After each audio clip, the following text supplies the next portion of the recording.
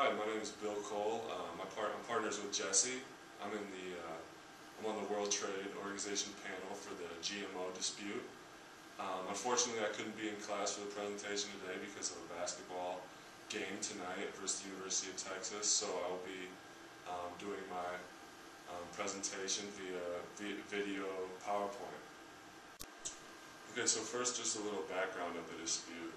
The dispute was filed with the WTO by the United States in May of 2003, with the defendant being the European Union.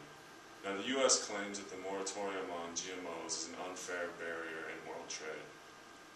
Basically, what the European Union was doing was disallowing any imports of genetically modified products or genetically modified organisms into the European Union. The European Union, what they wanted was just labeling of the GMOs so the consumers could decide which products they wanted. So they wanted to actually physically have a description of genetically modified soybeans or something like that matter on the product if those were actually in the ingredients. But there are some problems with labeling that in the detection of actual GMOs, the technology isn't quite there yet, so it's actually tough to get every ingredient in a product. Every single ingredient has to be checked for genetically modified traces, and that's actually really hard to regulate. So there are a couple problems with detection and regulation for the labeling process of GMOs. Moving on. So basically what the United States wants is free trade implemented. The United States claims big losses, up to 50% between 1996 and 2000 in soybean exports. Also, they want the GMOs and non-GMOs to be considered like products. In the United States' point of view, they don't really see any difference between GMOs and non-GMOs, and they want no labeling on their products because they fear consumer backlash in buying the products. They think if they have a label that says there's genetically modified organisms, it's creating something that there's really no difference. It's creating a fear in the product when really they say there's no difference. Okay, now on what the European Union wants. The European Union wants basically all the trade negotiations and the trade side of things to be thrown out of the equation with focus on consumer choice and helping out the consumer and making sure consumer health is at the forefront of the issue. So they don't really care about, supply and demand and all that stuff. They really just want what's best for the consumers at heart. And another big thing that the European Union wants is GMO identification, which basically includes tracking and segregation of GMO products in case something did break out, such as mad cow disease. There was a real problem in actually isolating the cows and tracking which cows came from the supply that had the mad cow disease. So looking back, they're trying to learn from that and actually have a tracking system knowing which products are genetically modified, where they come from. So that's just part of what the European Union wants out of this trade dispute. When it comes to banning an import with the WTO for a certain country, there's basically two schools of thought. There's the TBT, or technical barriers to trade, which is basically just technical standard barring of products due to anything such as labeling in this case. And that's definitely being used by the European Union. So that's pretty much the only technical barrier to trade in this case would be the labeling. And the other one is SPS, which stands for sanitary and phytosanitary. We talked about these in lecture, the differences in the two. But basically the sanitary and phytosanitary is, what they're doing is they don't really know, the argument all stems from they don't really know the long-term health effects that GMOs could have on consumers because they're so new. And while science is working to figure out if there are any long-term health effects, they don't think there are, but they're not 100% positive. So that's where the European Union is coming from, and just that they want to give their consumers choices. So those are the two different barriers of trade that are accepted by the World Trade Organization. Okay, so just a quick rundown of the TBT, or the technical barriers to trade in this dispute. And basically in this dispute, like I said earlier, it's only covering the labeling issue in GMOs. And just to cover what each country wants in the dispute with the labeling issue is the U.S. wants both GMOs and non-GMOs to be treated as like products to avoid the labeling. Now the European Union, they responded to negative consumer response towards biotechnology, actually requiring imports with GMOs to actually label everything. Even if they have GMO ingredients, everything has to be labeled. So that's where the European Union is coming from, just trying to label products for their consumer base interest. Okay, now when it comes to the labeling sides of things, there's basically a couple schools of thought that each side is trying to bring into the equation. The United States, they think it's a totally unnecessary measure. Part of this goes back to their belief that the products are exactly alike and there's no difference. So basically the United States belief is that it's an unnecessary measure.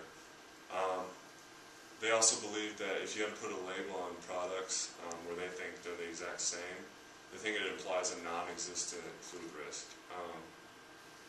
The United States also thinks labeling will hurt products economically, and basically that, going back to the food risk thing, consumers, if they see GMO modified a label on their food, they're gonna be like, oh, I don't want this. It's genetically modified, thinking it's something that it's not. And the European Union goes back to consumer choice, just trying to help out the people who responded negatively to biotechnology being introduced.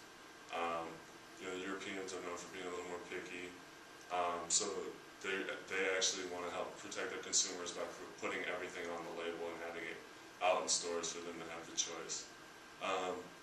Now, the other school of thought for the European Union is the precautionary principle, which is just trying to help things before they actually happen, which goes back to the regulation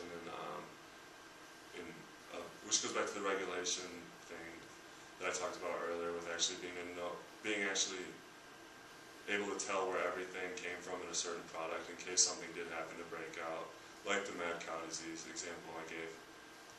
And basically just an overall consumer and environmental health safety. That's where the European Union feels like science isn't really up to date with GMOs, and they can't really tell if they're 100% safe. They think they're safe, but they're not 100% sure, so they're just trying to be very safe.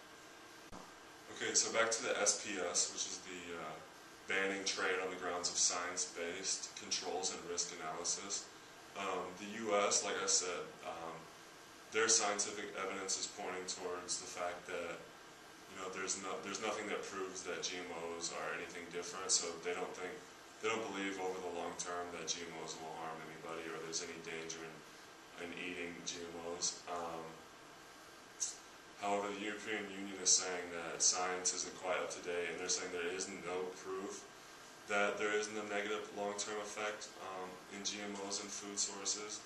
So they're kind of butting heads on, they're saying we think it's safe, we're almost positive it's safe, and the European Union is saying no, I need you to be 100% sure it's safe, which is why we want labels on it. Oh. Okay, so just a little bit of the SPS continued. The World Trade Organization does allow for trade restrictions on SPS basis if products may affect consumer health.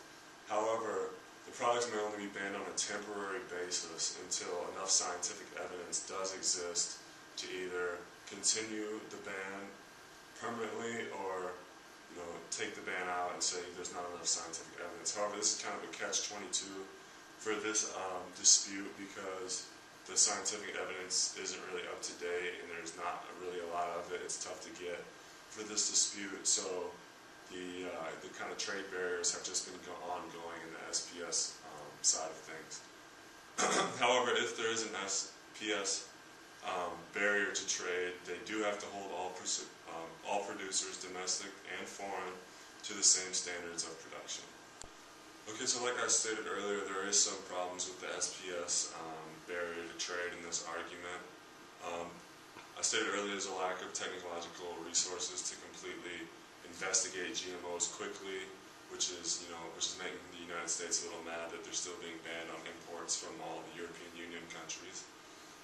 As well as the WTO is not even the judiciary standard for the SPS agreements. For example, if the GMOs are on the food safety part of it, and that's what they're looking at, then you have to go through the Codex Alimentarius Commission, which isn't even the same as if they're looking at, you know, say like soybean or corn health. They're going through the plant health, which is a completely different judiciary standard. It's the International Plant Protection Convention. So, okay, so what the World Trade Organization must do.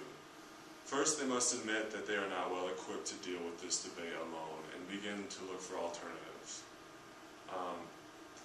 Next, they must establish a new framework to deal with the current SPS issues that we talked about, especially with the different scientific organizations to deal with each different frame of you know, organisms, whether it's food or plant organisms.